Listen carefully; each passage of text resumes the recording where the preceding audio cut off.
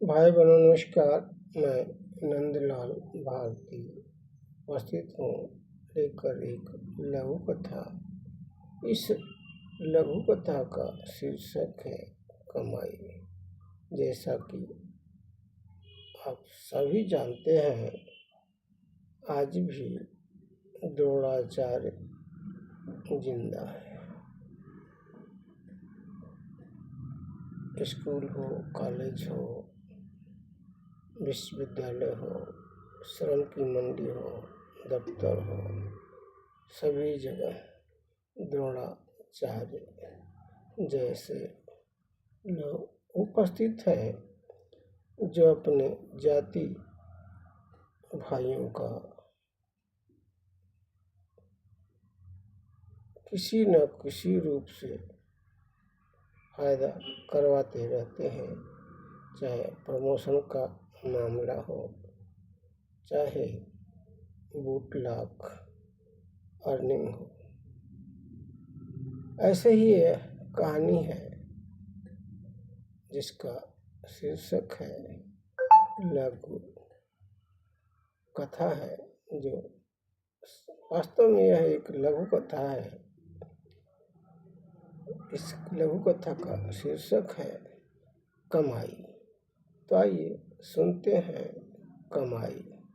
भैया चिंतानंद गोपाल चिंतानंद को कुछ चिंतित देखकर पूछा। भैया चिंतानंद माथे पर हाथ रखे क्यों बैठे हो? क्या हुआ? चिंतानंद थका हारा बोझिल सा बोला, परिश्रम और योग्यता हार गई है श्रेष्ठता के आगे। गोपाल चिंतामग्न बोला, शोषण के शिकार हो गए हैं क्या? चिंतन की मुद्रा में चिंतानंद, हाँ, सामाजिक व्यवस्था और श्रम की मंडी में भी। गोपाल बोला, भैया यह तो ईगो पुराना घाव है, कारगर इलाज नहीं हो रहा है। सब मतलब के लिए भाग रहे हैं। कमजोर के हक की कमाई पर गिद्ध नजर टिकी है। आतंक और शोषण से कराहते लोगों की कराहटें कराहें अनसुनी हो रही हैं। चिंतानंद माथे का पसीना पोंछते हुए बोला, यही दर्द ढो रहा हूँ भाई गोपाल जी।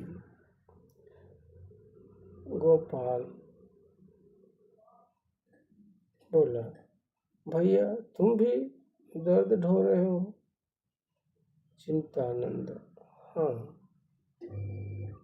गोपाल बोला, मैं तो समझ रहा था कि हम अनपढ़ और असंगठित मजदूरों का ही बुरा हाल है। यहीं पर शोषण होता है, उत्पीड़न होता है, पर आप भी पढ़े लिखे भी शोषण के शिकार हैं।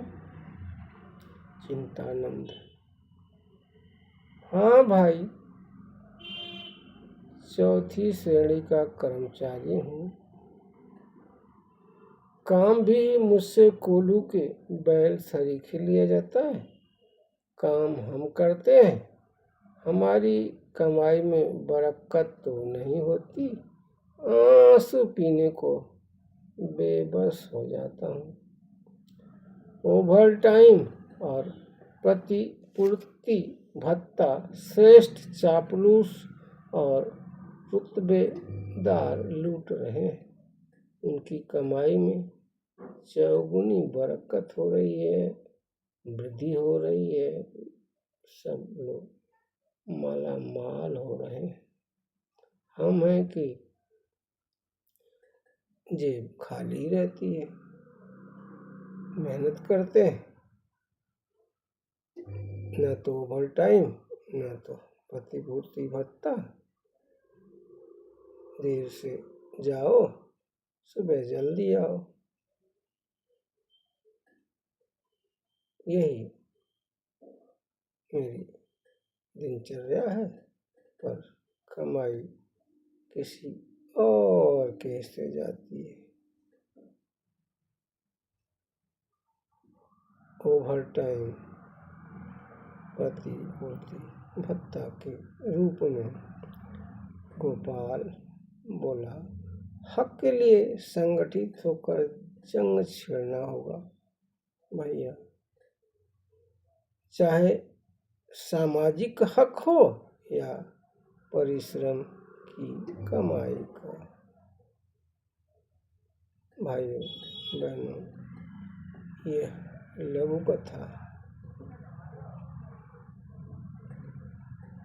यही संदेश देती है, संघ है शक्ति। संगठित रहो, एकता के सूत्र में बंधे रहो, अपने हिस्से के आसमान के लिए संघर्ष करो। भाई बहनों, यह कहानी आपको कैसी लगी अवश्य बताएं। ऐसी ही कहानियाँ कविताएं सुनने के लिए मेरे चैनल को सब्सक्राइब करें, फॉलो करें, शेयर करें। फिर किसी कथा, कहानी, कविता के साथ हाजिर होता हूँ। तब तक के लिए धन्यवाद।